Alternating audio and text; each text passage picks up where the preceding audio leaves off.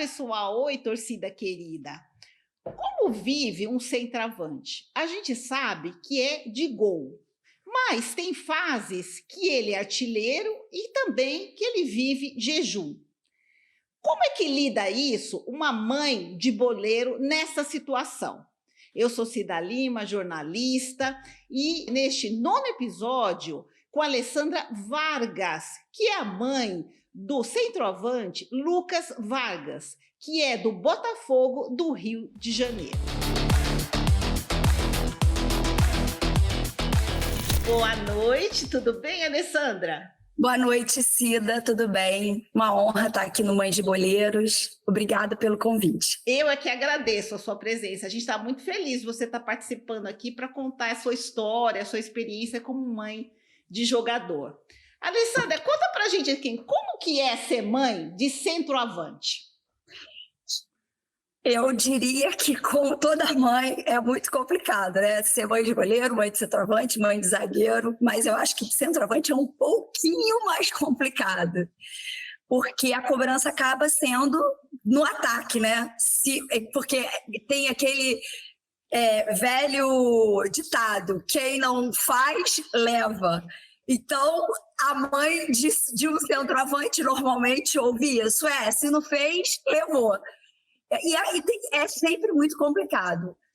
Mas eu acho que, como mãe, a gente tem que saber que tem os altos e baixos, né? A gente, como tudo na vida, a gente vai ter momentos de glórias, como diz o nosso glorioso Botafogo, e dias de luta.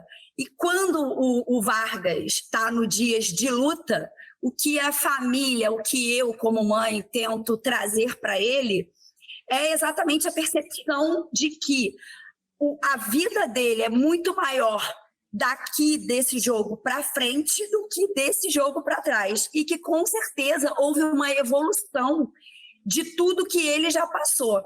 Então, falar de um centroavante é você falar de torcida gritando o nome dele, falando, é isso aí, é o cara. E ao mesmo tempo você ouvir, tira esse cara, ele não faz gol, esse cara de pau.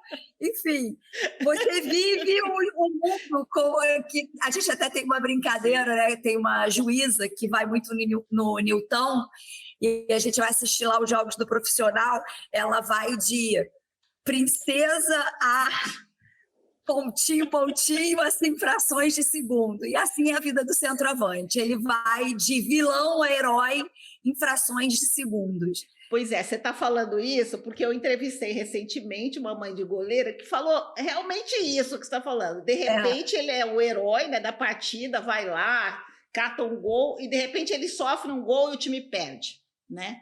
Então, você acha que é a mesma situação o centroavante e o goleiro? Ou não? Ou o centroavante é pior ou melhor, um pouco mais fácil?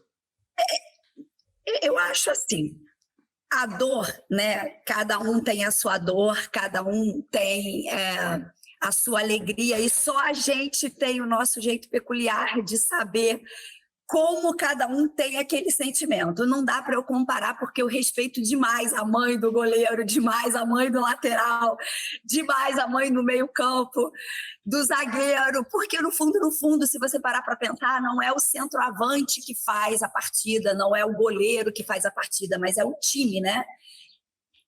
Então, na verdade, assim, eu acho, voltando à sua pergunta, não tem nem o melhor e nem o pior. Existe uma harmonia entre um time e que você tem que ter assim, uma capacidade de resiliência e até mesmo fé, eu diria, muito grande, né?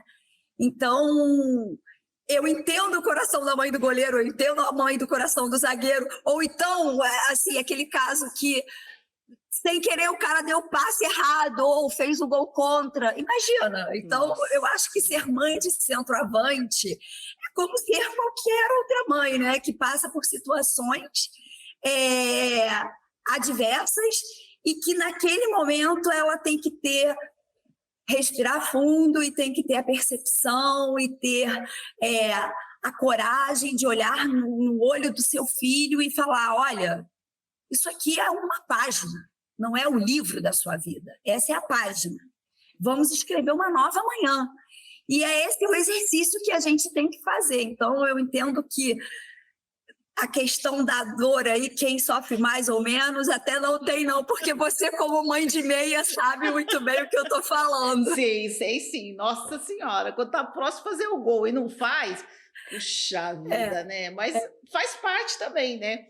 Agora, a gente escuta muito falar também, Alessandro, que fala assim, o centroavante vive de gol. É Então, verdade. quer dizer, se fala vive de gol, já é uma certa cobrança, né? Entre aspas, assim, uma pressão, não é isso? Sim, e com aí, certeza. de todas. E como é que você vive com isso? Isso é como você falou, tem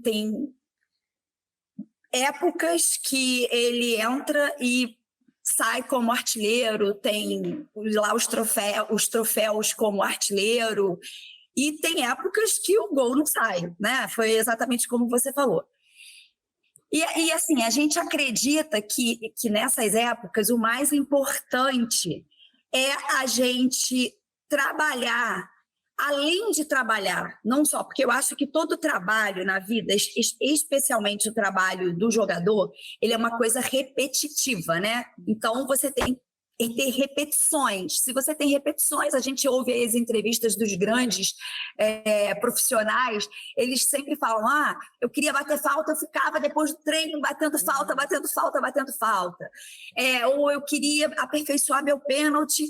E o que a gente fala para o Lucas é, filho, vai lá e fica treinando finalização. Não tem mimimi. É isso que você quer para a sua vida? Então, aperfeiçoa, vai lá e trabalha na sua finalização. Veja o que precisa melhorar e vai em frente.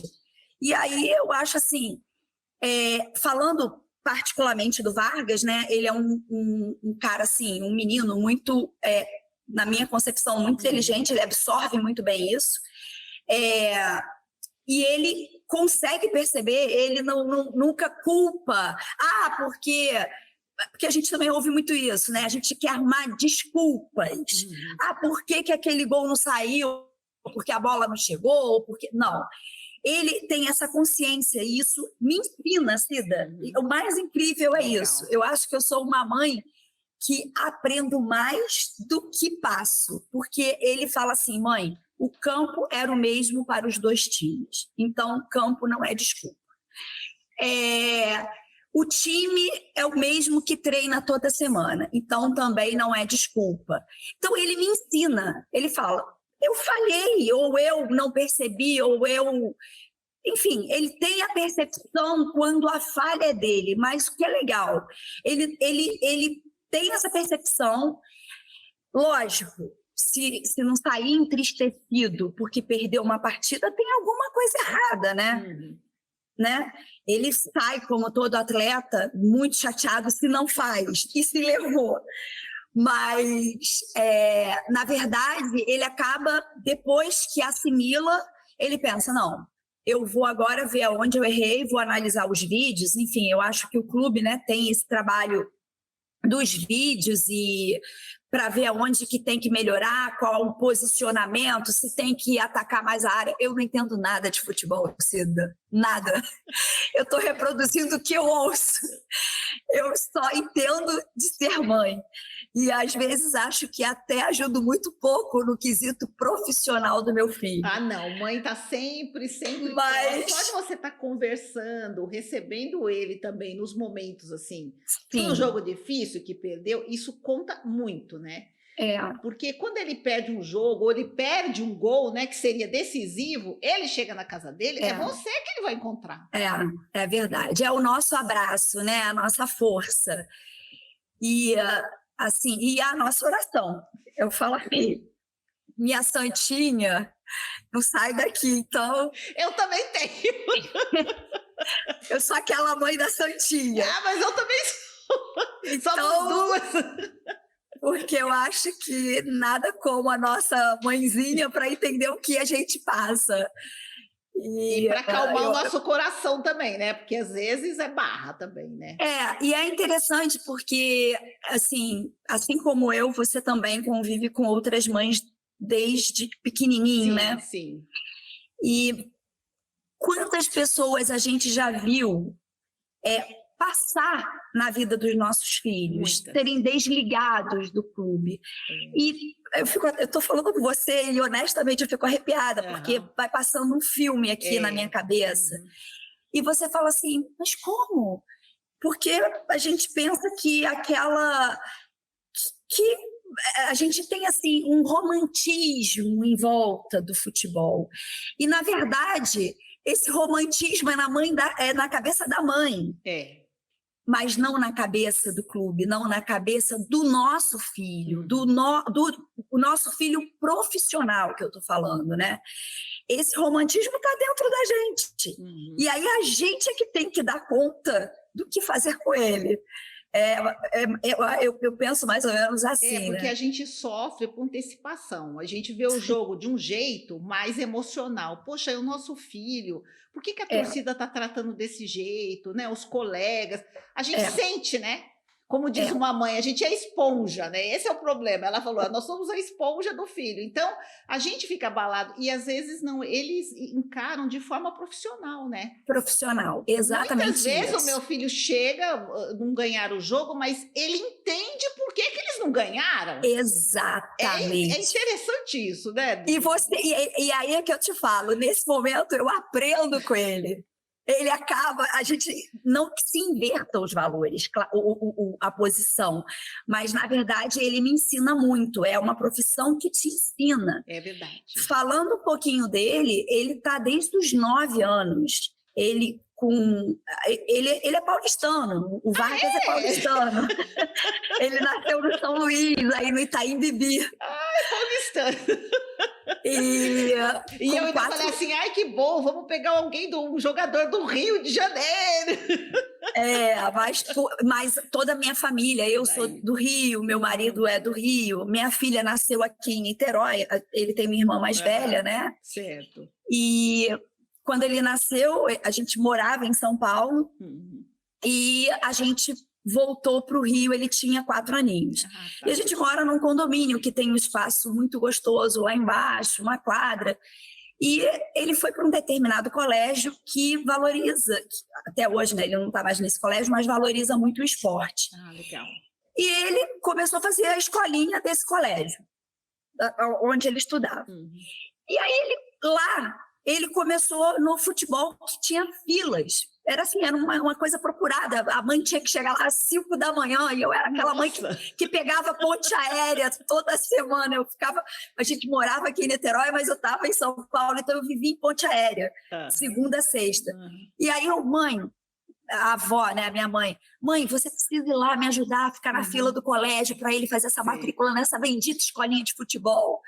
E aí a minha mãe foi para essa fila e conseguiu a vaga, finalmente, do time de futebol do colégio. Só que era muito divertido, porque ele tinha uns 5 anos aí nessa época, e quando tinha os campeonatos lá do colégio, ele queria ser zagueiro, goleiro, lateral, centroavante, ele não sabia a posição. Ele queria jogar em todas. Ele queria que a bola entrasse num gol adversário. E aí era muito interessante isso, porque ainda era uma coisa muito lúdica. Imagina, a gente está falando de uma criança de 5 anos, né? E aí, algumas vezes, quando tinha lá os campeonatos de final de ano, aí ele foi crescendo. Aí os pais falavam assim, olha, esse menino aí, você deveria colocar ele numa escolinha de futebol. Isso é uma coisa que nunca passou na minha cabeça, para falar a verdade. Eu falava assim, não, vai jogar tênis, vai correr, vai fazer triatlon, porque eu sou da corrida, eu sou muito do esporte. E pensava em todos os esportes para o Vargas. Mas, um belo dia, aos 8 anos de idade, ele falou, mãe, eu quero ir para a escolinha de futebol que tem em Niterói. Qual escolinha? Quero ir para o Trops, a escolinha de futebol que tem aqui em Niterói. Eu falei assim, não, filho, a gente mora em Caraí e o Trops é lá em Pendotiba, não tem condição, você estuda, quem vai te levar? Eu não estou aqui durante a semana, minha vida é corrida, seu pai trabalhando o dia inteiro. Ele, mãe, por favor, Aí eu, não, vamos fazer uma coisa. A gente vai ver aqui uma outra escolinha do lado de casa e vamos ver. Aí fui nessa outra escolinha, batia com o horário da cultura inglesa. Eu falei, não, de jeito nenhum. Primeiro o inglês. Primeiro o colégio, depois o inglês, depois a gente pensa numa escolinha. Sim. E aí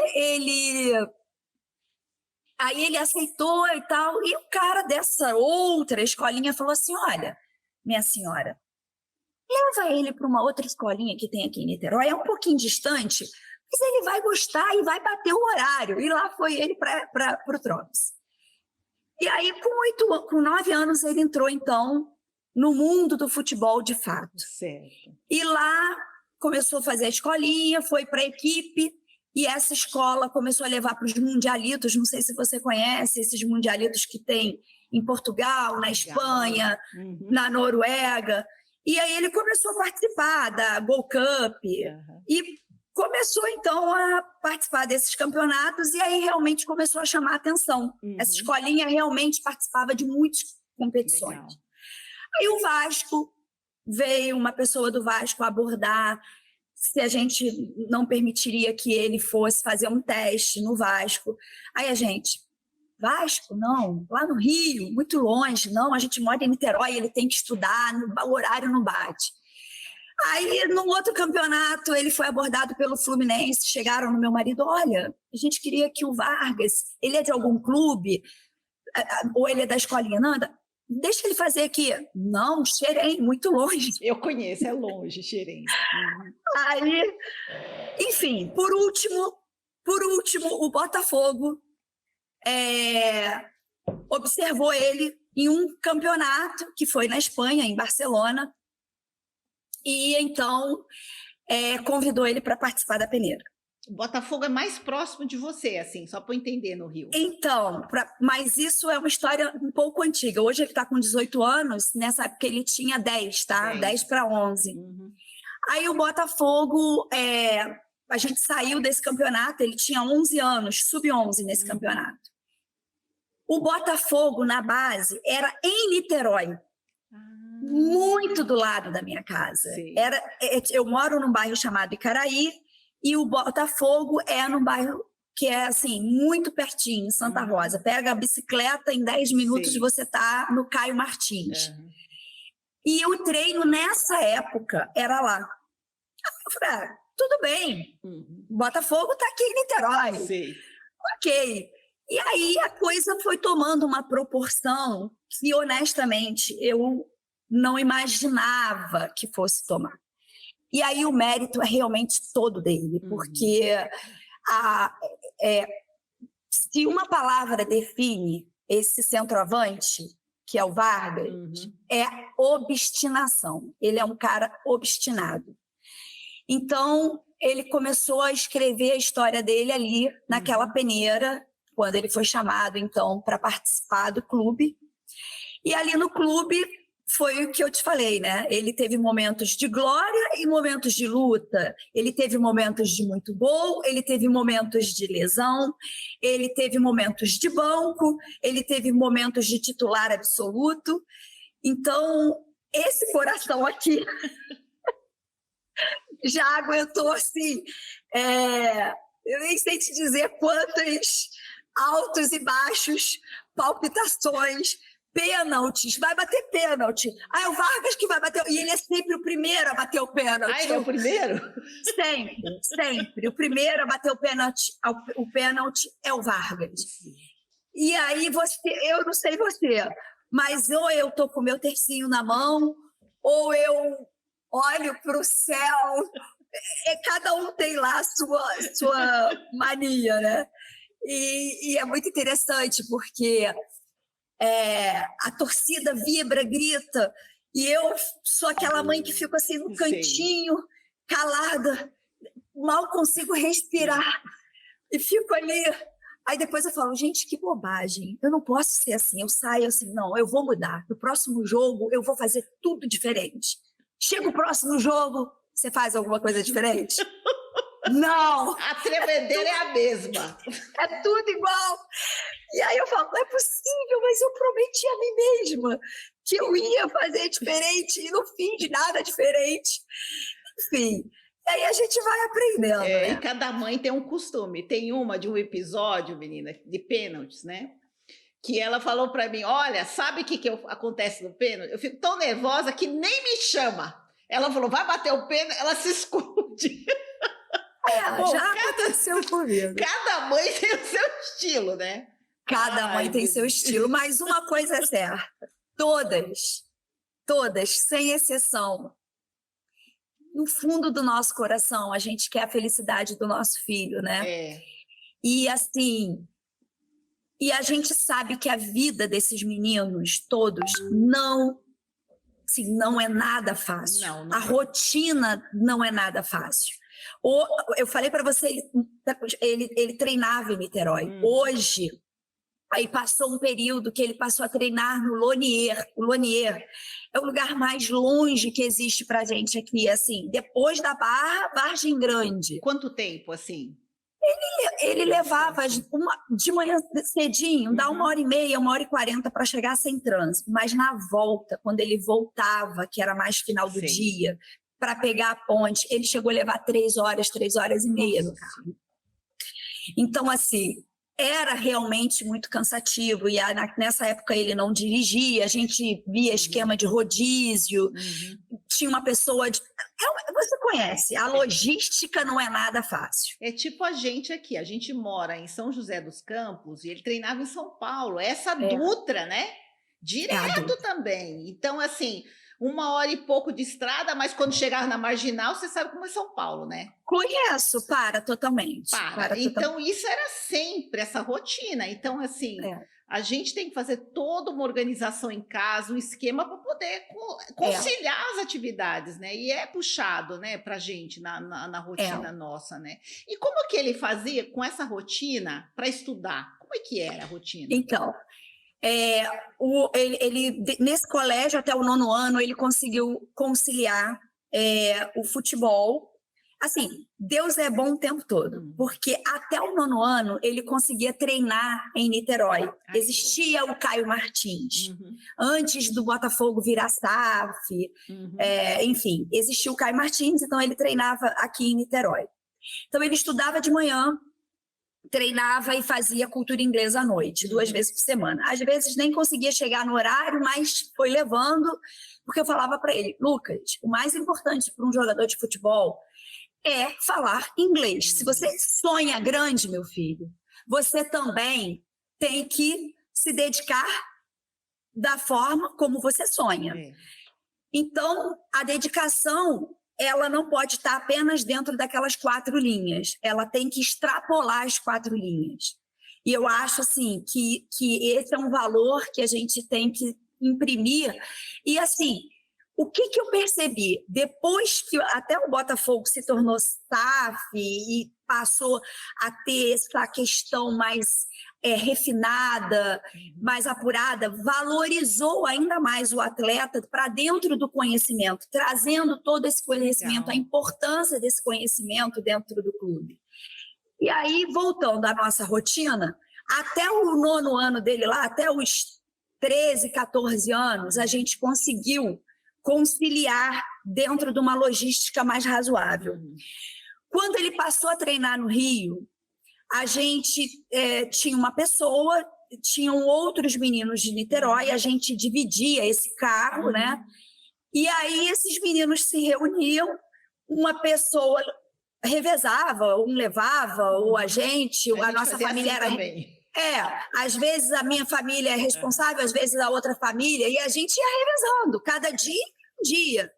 Não se pensava a um mês, a longo prazo, você pensava na semana, no máximo, um dia ou no máximo uma semana. Não, e quando uma mãe não pode, quebra todo o esquema, né? Quebra tudo. E aí você fala, e agora? Uber. E aí você fica, como Uber vai dar... Enfim. É isso mesmo. É uma doideira. Mas, enfim, e aí a gente foi levando. E aí foram, então, 15, 16, 17 anos nessa vida. Lonier, aí depois do Lonier ele passou a treinar num campo da aeronáutica também, na Barra, longe a beça, mais ou menos perto do Lonier. E a logística, essa loucura toda. Era ele mais 3, 4.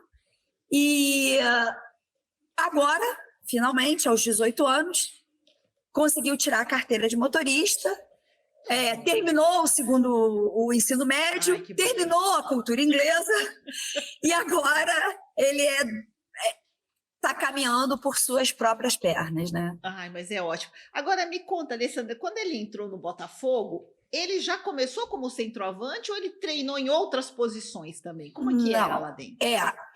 Ele sempre foi tido, né, como camisa 9, como centroavante.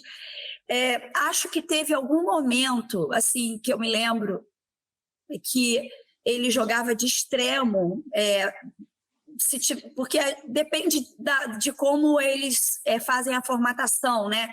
Se bota 2 centroavantes, aí joga um pouco mais aberto. Se não, ele é mais centralizado.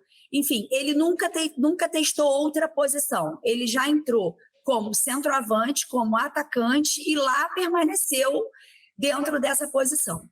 Ai, que ótimo. Então sempre foi... Sempre foi pauleira, sempre foi cobrado pelo gol, sempre foi cobrado por,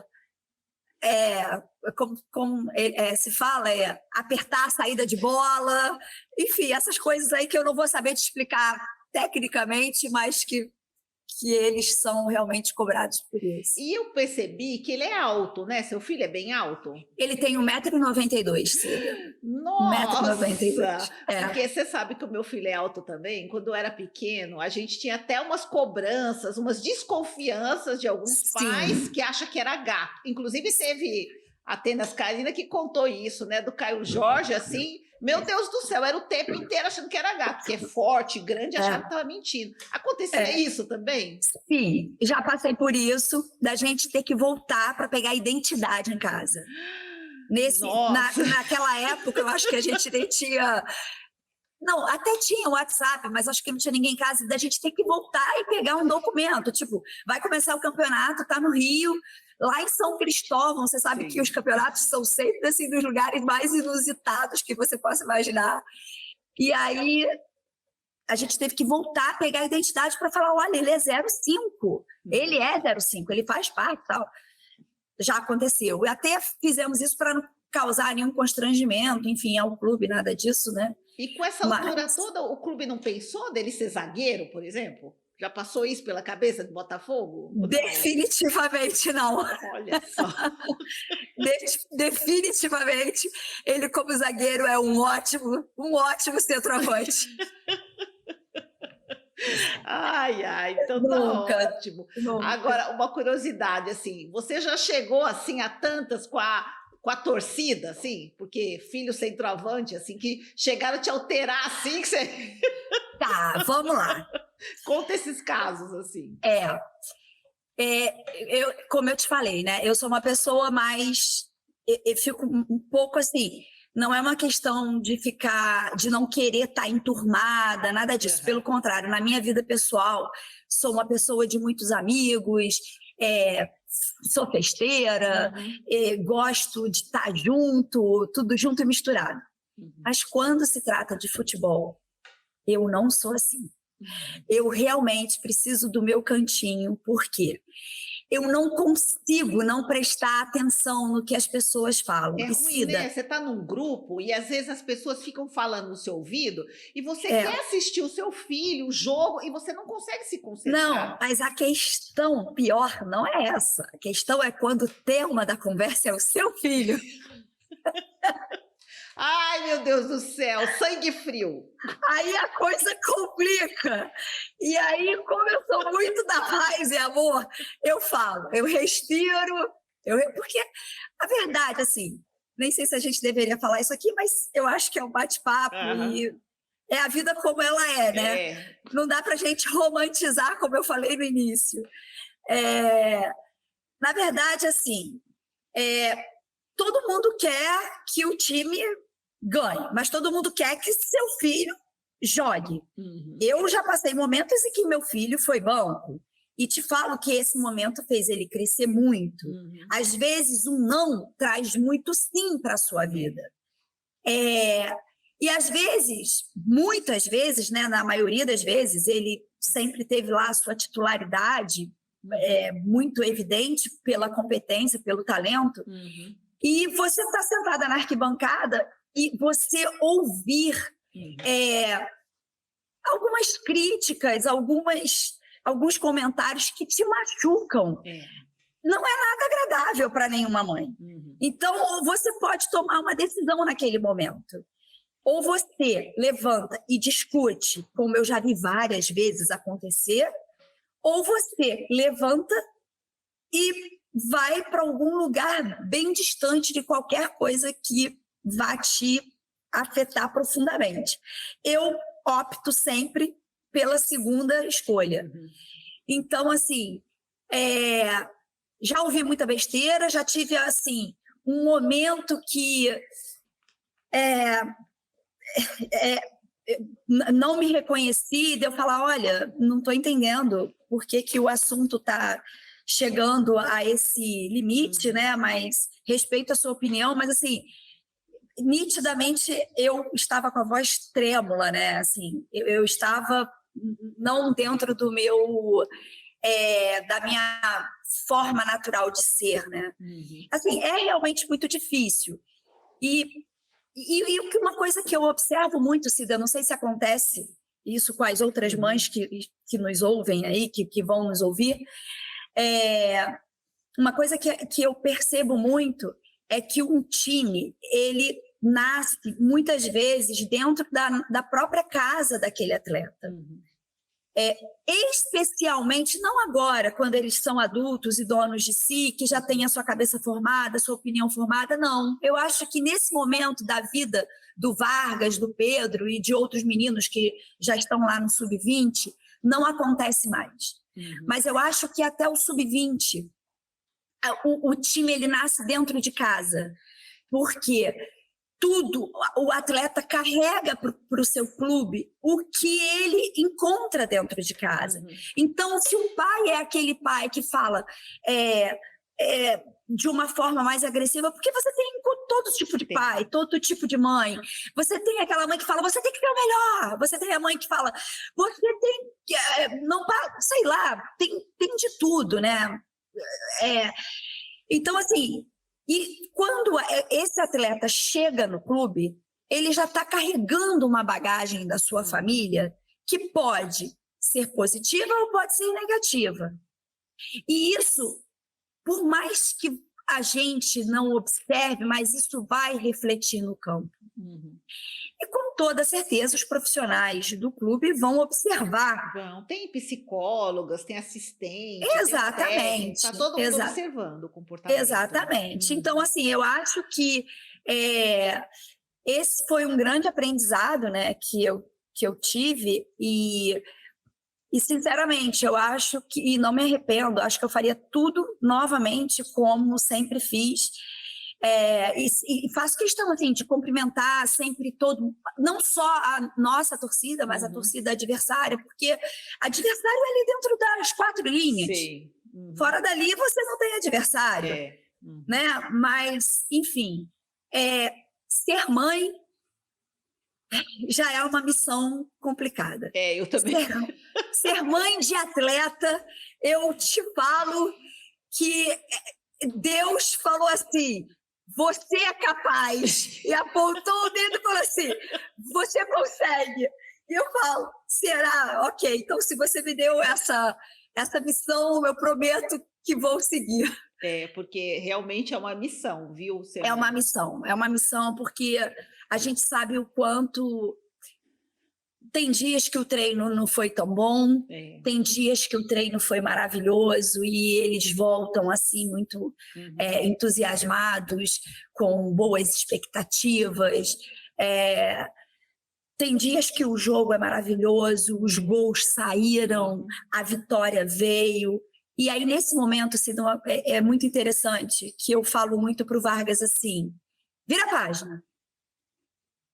Ganhou, vira a página, já pensa no próximo. Perdeu, vira a página, já pensa no próximo. Mas o clube pensa assim, o clube pensa desse jeito, porque a gente passa por tantas assim competições, né? No caso do meu filho, e vai, e eu ficava vibrando e continuava vibrando. Não, ganhou o jogo, acabou, vamos pensar no próximo. Vamos pensar no próximo, é isso aí.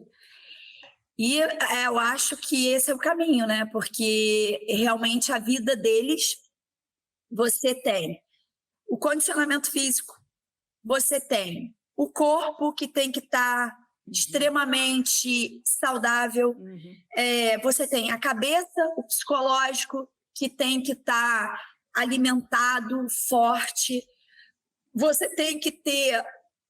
São tantos fatores, você tem que... É um técnico que gosta dos... Não é que goste, não é isso.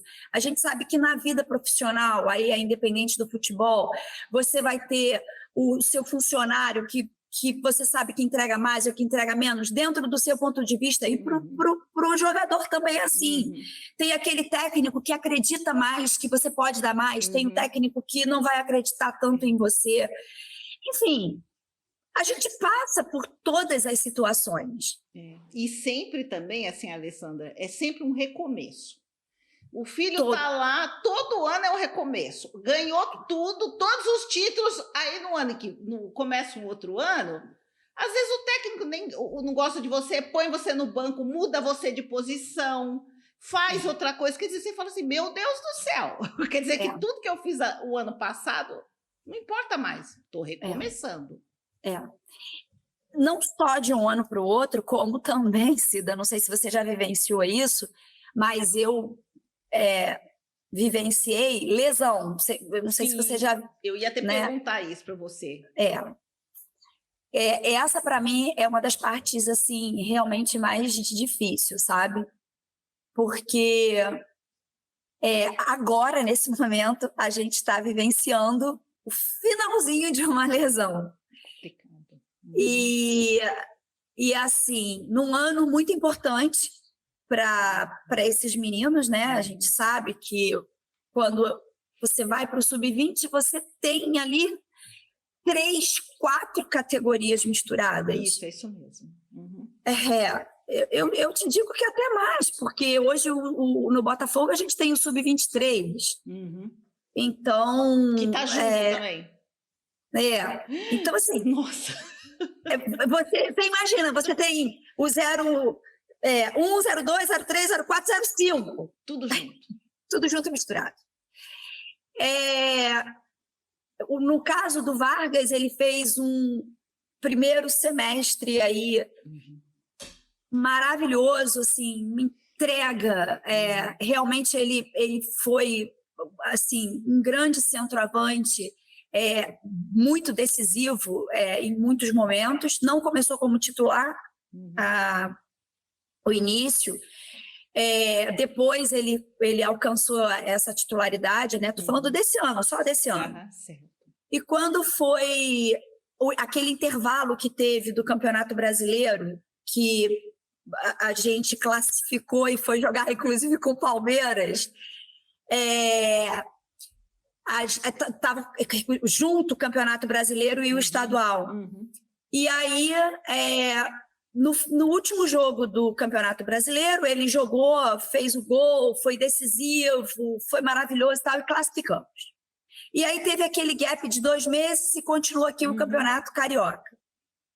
E aí eu me lembro que em maio ele foi para um jogo contra o Vasco e eu não estava no Brasil, eu estava viajando. Era meu aniversário e a gente foi comemorar. E aí eu, com um fuso de 5 horas, tentando curtir um pouquinho minhas férias, minha mini férias, meu aniversário em Amsterdã. E aí eu falei, gente, tem o jogo do Lucas agora. Pego lá o YouTube, no meio de uma boate, e para ver assistir, ele não está em campo. Meu Deus. Eu falei, na hora, falei, gente, aconteceu alguma coisa. Não. Aí eu comecei a voltar e falar, gente, deixa eu ver o que aconteceu. E aí eu ouço, quando eu volto tudo do YouTube lá, eu vejo a comentarista falando, nossa, eu espero... Era uma comentarista do Vasco, porque o mando era do Vasco e passava na Vasco TV, não era o mando do Botafogo.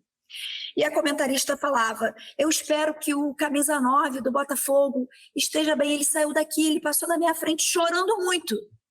Nossa. Cida, acabou assim, eu fiquei gelada. Eu falei assim, tenho que voltar agora para o hotel, tenho que entender o que está acontecendo. E estava no meio do jogo, não tinha como eu falar com meu filho no meio do jogo. Demorou 5 minutos, toca meu celular. O jogo rolando, eu vendo que estava o jogo rolando, toca o celular. Era ele. Oi, filho. Mãe, eu preciso fazer uma ressonância urgente. Nossa. O médico do Botafogo pediu para eu sair daqui e fazer uma ressonância. E aí ele foi fazer essa ressonância e deu... eu não vou saber te explicar muito bem, não foi nada de alta gravidade, mas era uma sobra assim do menisco, que tinha que só tirar aquela sobra do menisco, né? Que era como se fosse, tipo, ele é muito grande, né? E esse menisco, então, ele, tipo, o que sobrou caiu. Então tinha que tirar aquilo ali porque estava... enfim, incomodando. E aí ele teve que fazer uma cirurgia, eu não estava no Brasil, e eu falei, não, eu vou voltar. E aí, essas situações acontecem sempre que a gente está fora. O Pedro também, aconteceu isso, ele quebrou o dedo, e a gente também não estava, sabe? Então, um susto é maior ainda, porque você não está presente. E, na verdade, se você parar, hoje eu paro para pensar, eu falo assim, eu não ia fazer a menor diferença lá, né?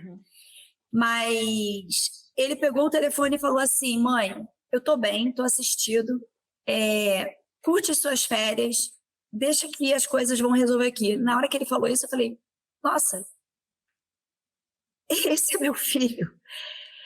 Nesse momento, eu vi o profissional que ele havia se tornado. Foi nesse momento que eu percebi que eu continuava sendo a mãe do Vargas, mas que o Vargas era, sim, um jogador, um boleiro, um jogador de futebol.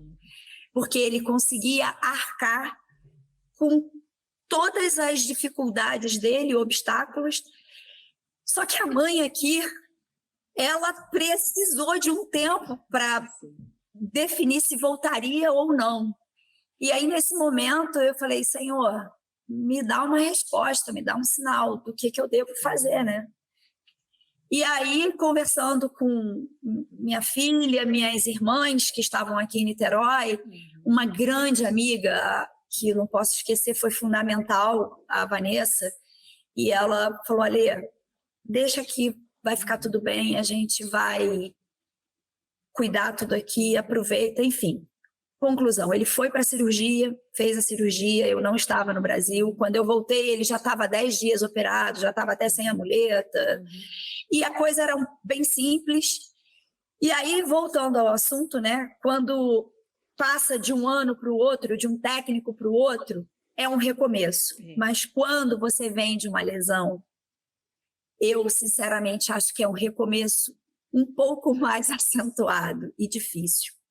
Porque um atleta nessa idade, o que ele não quer é lesionar. Nenhum atleta, né?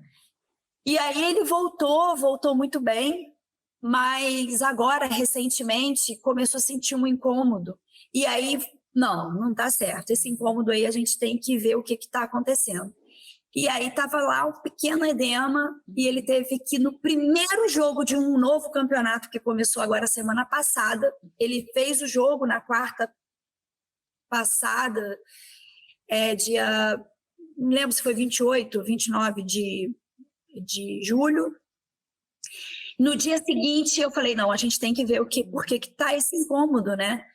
E aí tinha esse pequeno edema e ele vai ter que ficar afastado aí umas 3 a 4 semanas em repouso. Então, nesse momento, ele falou assim, aí a frustração dele realmente foi muito grande.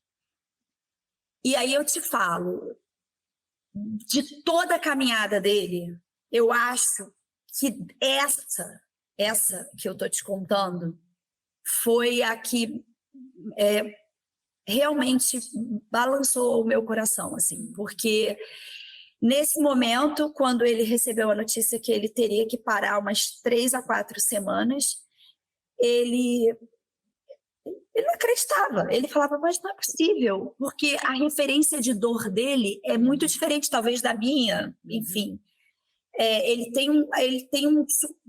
Mas não dói, ele não entendia. Ele falava, como? Não é para parar. Eu não sinto essa dor. Por que ele não conseguia, a mente dele não conseguia assimilar as imagens da ressonância? E isso foi muito difícil.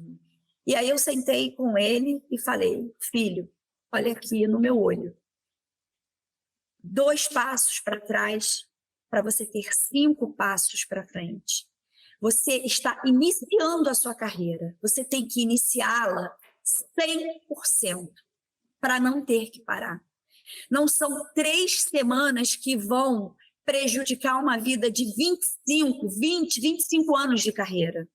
Esse é o início da sua trajetória. É claro, Cida, é muito difícil. Um garoto que foi treinar com um elenco profissional esse ano, um garoto que fez a diferença, que o clube, enfim, naquele momento que era o melhor momento, Sim. ter que ter essa recuada. Não é fácil. E tem que ter muita fé também, né? Aí muita vem fé. A fé da mãe, da família, né? Do atleta. E além da fé, a resiliência, né? Isso mesmo. Nessa hora, a gente vê o quão vitorioso é aquele atleta ou não. E aí eu olhei para ele e falei assim, cara, você é um vitorioso desde agora, porque a resiliência dele, e aí hoje ele fala assim, eu vou voltar mais forte do que parei e vou reconquistar tudo que eu conquistei. Então, assim, ao mesmo tempo que a gente passa essa força, eles também nos devolvem essa força. Então, eu acho que ser mãe é muito estar do lado, mas eu acho que também ser mãe é entender e absorver essa frustração e essa coragem que eles têm para nos passar diariamente. Então, assim, é bom você dar colo, né? Se a gente pudesse, a gente daria colo o tempo todo, mas é também muito gostoso ver hoje que o meu colo não é mais tão importante para ele, que ele consegue vencer por suas próprias pernas, alcançar o seu caminho, a sua profissão. Aí você olha e também tem aquele lado da mãe que se olha um pouco orgulhosa, né? E fala assim, poxa, fiz um trabalho bacana. Com certeza. Né? Não fiz, não vou trazer esse mérito só para mim. Eu falo assim, não só meu trabalho, meu marido, a família, a irmã, a família em si, né? O núcleo familiar, os amigos que torcem, enfim, aí a gente pensa assim, pô, que bacana. Então, assim, tem também aquele orgulho que a gente sente, né? Então, assim, esse retorno da lesão é duro, é muito duro, assim, você na verdade, eu acho que aí vem a fé. Nesses momentos, eu me coloco dentro de um casulo, como mãe, me ajoelho e falo, Deus, eu sei que você tem um propósito. E eu não vou te mostrar o meu problema, mas eu vou mostrar para esse problema o tamanho do meu Deus. Então, assim, nesse momento é um momento mãe, é um momento único, é um momento que passa um filme na sua cabeça e que você começa a pensar na trajetória do seu filho e você fala assim, gente, ele ainda tem muito que viver e eu ainda tenho muito que aguentar. E tem aquele ditado que fala: mães de joelho, filhos de pé. E eu acredito muito nisso. Eu realmente acredito nisso. Então, eu acho que é isso. A gente tem que estar apoiando aí. A gente se diverte também, né? O futebol também tem a parte divertida, tem a parte alegre. É verdade. E a gente tem que curtir esses momentos bons também. Não pode deixar. Muito. A gente não pode deixar esses momentos de tensão, momentos de lesão, momentos de... Não, a gente tem que trazer alegria. É verdade. E aí eu acho que o futebol é isso. Por que o futebol é tão... entusiasma tanto? É verdade. Né? Porque ele não é uma matemática, ele não tem uma ciência, não é o melhor que ganha. Não é, ele é mágico. A gente se apaixona pelo futebol, né? Não entende muito, mas começa a se apaixonar, a se envolver com o futebol. É muito, muito legal mesmo. Participa bastante, né? Me fala uma coisa, e qual que é o maior rival, afinal, do Botafogo do Rio? Quando vai para um jogo, assim... Olha, temos alguns aqui, né? Na verdade, eu acho que o maior rival sempre vai ser o Flamengo. Isso daí é em todo clube. Se você perguntar pro Fluminense qual o maior rival dele no Rio, é o Flamengo. Vai para o Flamengo. O Botafogo também é o Flamengo. Todo mundo, né? Contra o Flamengo. É como se fosse Palmeiras e Corinthians em São Paulo. Inter e Grêmio em Porto Alegre. Sei. Botafogo e Flamengo no Rio de Janeiro. Ai, meu... Então... Olha, o nosso papo, Alessa, tá tão divertido aqui, viu? Mas a gente está quase chegando ao final. Mas antes de terminar, você falou cada coisa bonita, mas eu ainda queria que você deixasse uma mensagem aqui para as mães, né, de boleiros, porque a gente sabe, né, tem umas que estão começando ainda, tem outras que já desistiram, outras que cansaram, né, outras que o filho vai jogar fora do país, então a gente tem todos os tipos de mães, né, e aí você com toda essa bagagem, essa experiência que você tem, tudo que você viveu, né, o que você falaria para elas? Assim, hoje, com tudo que a gente já vivenciou, se eu pudesse falar para alguma mãe que está lá com seu filho com 11 anos, 12 anos, eu falaria o seguinte: trate com mais leveza, deixe a responsabilidade para o seu filho. Essa responsabilidade não é sua, é dele. Então, traga leveza para o seu ambiente, traga leveza para a vida do seu filho. Deixa que aquela pressão fique nas 4 linhas. E aqui, vai falar de outro assunto, vai para um parque de diversão, vai para um cinema, mas deixa e acredite no seu filho. Eu acho que a única mensagem que talvez, assim, que para mim é muito importante é: acredite no seu filho. Porque se ele tem como determinação e se ele é uma pessoa obstinada a seguir aquele caminho, ninguém vai segurar ele. Então, para todas as mães, acredite no seu filho. Apoie sempre, incondicionalmente, mas sem peso, sem cobrança. Deixa que o clube faz isso, deixa que o técnico faça essa cobrança. Não se mete se a jogada dele, não dê palpite, porque a gente não sabe o que acontece dentro do clube, a gente não sabe a tática do técnico, não se meta, a gente é mãe, a gente não é técnico, a gente não é coordenador do clube.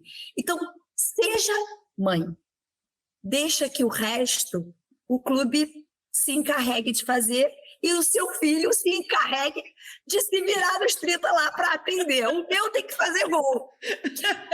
O seu tem que ter inteligência no meio de campo para distribuir a bola.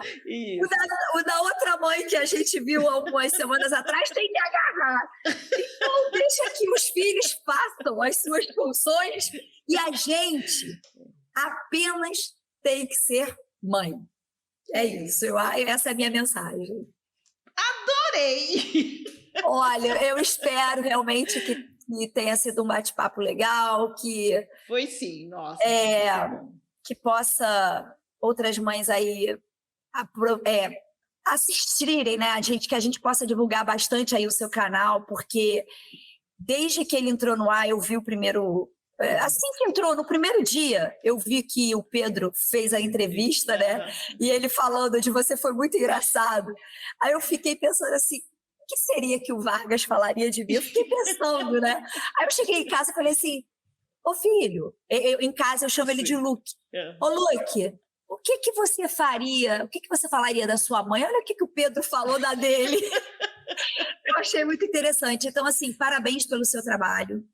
Realmente ele acalma o coração, o meu pelo menos, eu estou falando por mim, acalmou em muitos momentos, assim, eu vi uma mãe que, pô, chegou a ter uma AVC porque ela vivia a vida do filho e não a dela, e essas coisas me ficaram na minha cabeça pelo seu canal. Sim. Então, assim, eu acho que isso é legal, a gente trazer esse ensinamento. Então, vai fazer sua ginástica, vai fazer sua bike, vai fazer tecido, vai fazer qualquer coisa para você. Porque quando você está bem, você vai estar bem também para o seu filho. Obrigada. E muito obrigada também pela sua participação. Ainda bem, você também, né? Com tudo isso que você está falando, você me deixou emocionada, assim.